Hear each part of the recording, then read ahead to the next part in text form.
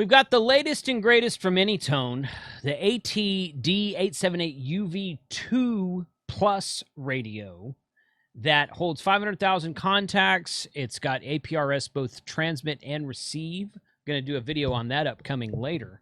But how do you take your code plug you've spent a lot of time building, either in the previous model, the 868 or the 878 Plus, this is the Plus 2, how do you take your code plug and transfer it into that radio, into the newest version? Let's look at that today.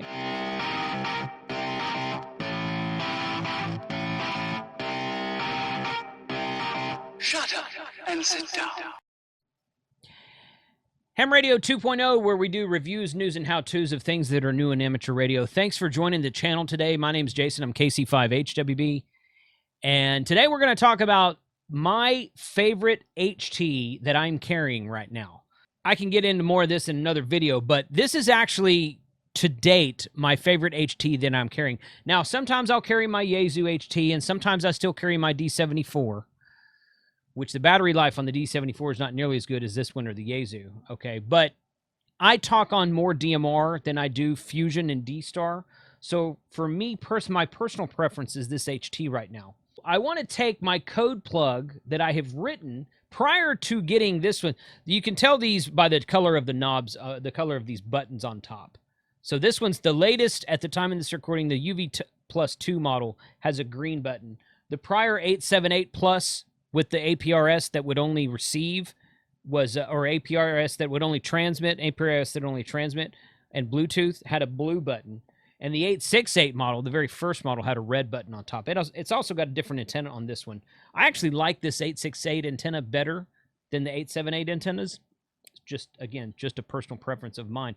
So I spent time building up a code plug for this radio because I carried this radio for a good year and a half. And that was my EDC that I put in my backpack and carry around with me every day. Did it DMR repeaters, DMR hotspot, analog repeaters around my area, 146.52 simplex, all kinds of stuff programmed in there. So how to get the information that I've already programmed in here into this radio without having to start from scratch. Here's how we're going to do it. All right, so the first thing you're going to have to do is you're going to have the CPS installed for both radios. So whatever radio you're coming from, you need the CPS installed, and whatever radio you're going to, which the radio we're going to is this latest model of Anytone, the 878UVII Plus 2.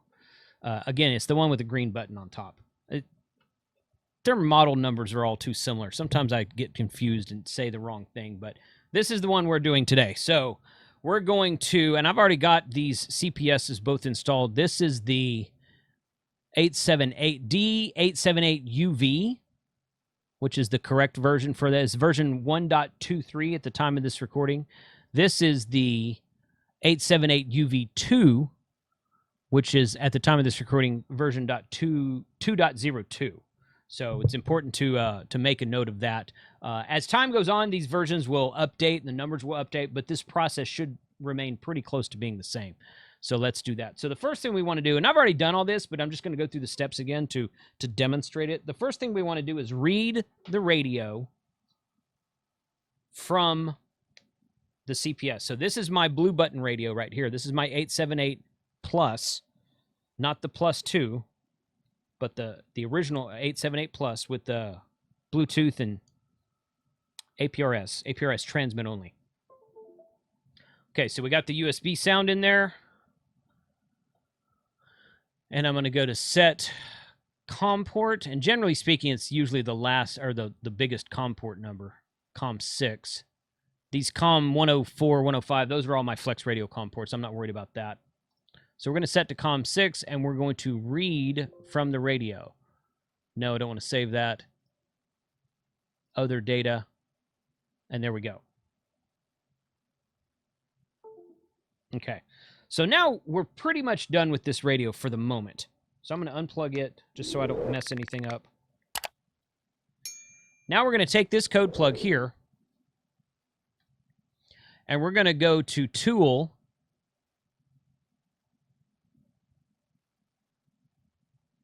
and Export.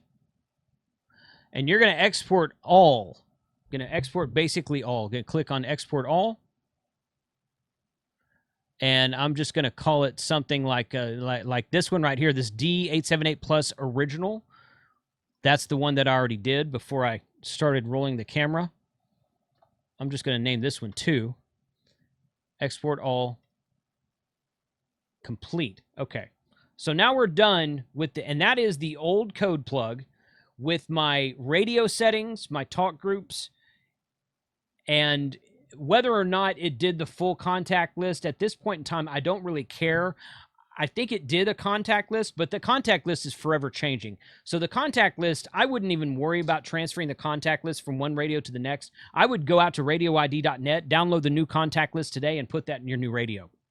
Because there's depending on when you last loaded your contact list in your older radio, there's bound to be newer call signs and information in the newest contact list. So I'm not really worried about the contact list today for this feature. This is going to import all of our talk groups, our channels, repeaters, simplex channels, repeater channels, analog DMR, and all that kind of good stuff. So we're going to minimize that for the moment. And then I'm going to go over here, and this is the 878UVII software, version 2.02. And again, this is what I had in there before. And the first thing, now, this is the part that stumped me originally, because I went and did an import of the export that we just did. I imported it into this new CPS for the new radio, tried to shoot it in the radio, and I kept getting the error of model wrong. Okay, so I reached out to Bridgecom Systems. I just called them. They have a tech support line. They're very helpful. I called them. I didn't tell them who I was. I just said, hey, I got this radio and bought it from you, and I'm getting this error. And he's like, oh, you missed a step. And I explained to him what I did, and he goes, oh, you missed a step. So what you want to do first is read from your green button radio, your 8782 radio. You want to read that information there. No, don't want to save that. I've already got that saved elsewhere, so it doesn't matter. Read other data. Again, I'm not worried about the digital contact list. Oh, I forgot to set the COM port. See, that's my fault. Okay, set COM port. I set it on the original, on the other software, but not on this one. Let's see, COM 6 right there. There we go. Okay. Nope. Wish to continue. Yes. Other data. And there we go. So now all the settings and parameters and functions and serial numbers and blah, blah, blah from my newest radio are loaded into the CPS. Okay, my band parameters, the model number, everything that exists inside of the code plug, even if you've got a blank default code plug. Now all of that serial number and band scope or band limitations number is now loaded into my newest CPS. So that makes a difference. You don't want to just plug in the CPS and try to write directly to the radio without reading first. That is an important step. Now I'm going to go up here to Tool, and I'm going to go to Import. And it gives you this error message. Yeah, okay, whatever. If you already have a code plug in your brand new 878 Plus, 8782 Plus, I highly recommend backing up that code plug first. So I already have my code plug back up. Not too worried about that. Import file from list. This 878 Plus Original 2 is the one that I just wrote.